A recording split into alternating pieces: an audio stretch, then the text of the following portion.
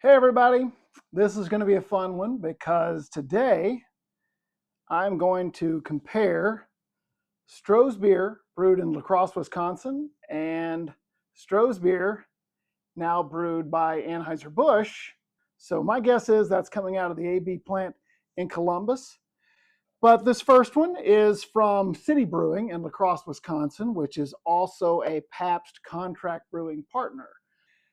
Stroh's was a brand that I favored. And just to show you how much I favored it, this was my fraternity paddle in the shape of a Stroh's bottle circa 1989-90 when Stroh's made that packaging change from the more familiar script label that was on their cans and bottles in the 1970s and certainly late 1960s. So this is the look. There's been a few changes in between, but somebody at Pabst got smart and said, let's go back to this label. It's a classy looking label. The beer, though no longer fire brewed as it was in Detroit and in the other Stroh facilities, is still a pretty solid golden American lager, at least the one that I've had out of La Crosse and before that at Molson Coors facilities in Trenton, Ohio and in Milwaukee. So let's take a look at what Stroh's from La Crosse looks like in the glass, and we can compare the two.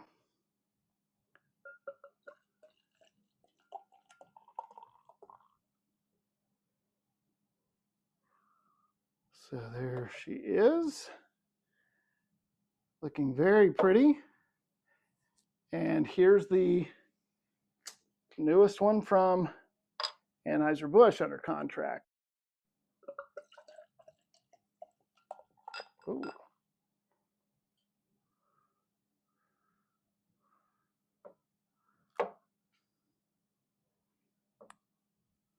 The color of the two beers is identical. The head looks very similar, the size of the bubbles. Dissipation rate about the same.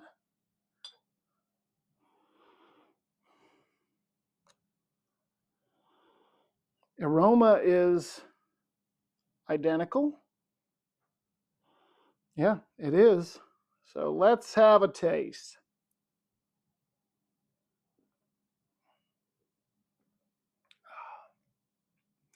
That's La Crosse brewed Strohs, and it's very enjoyable.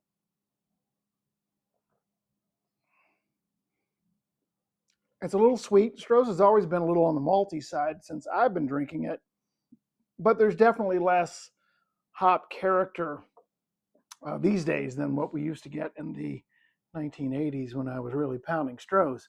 So here's the AB version.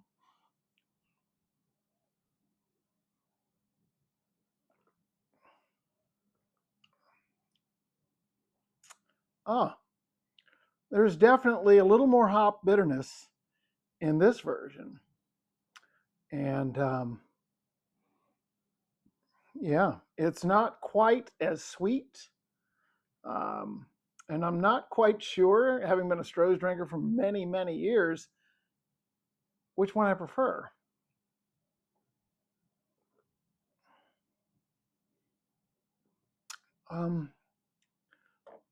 That's very nice, actually.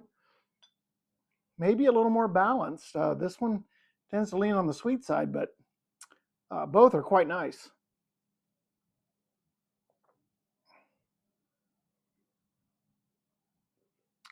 Look, these are American standard lagers.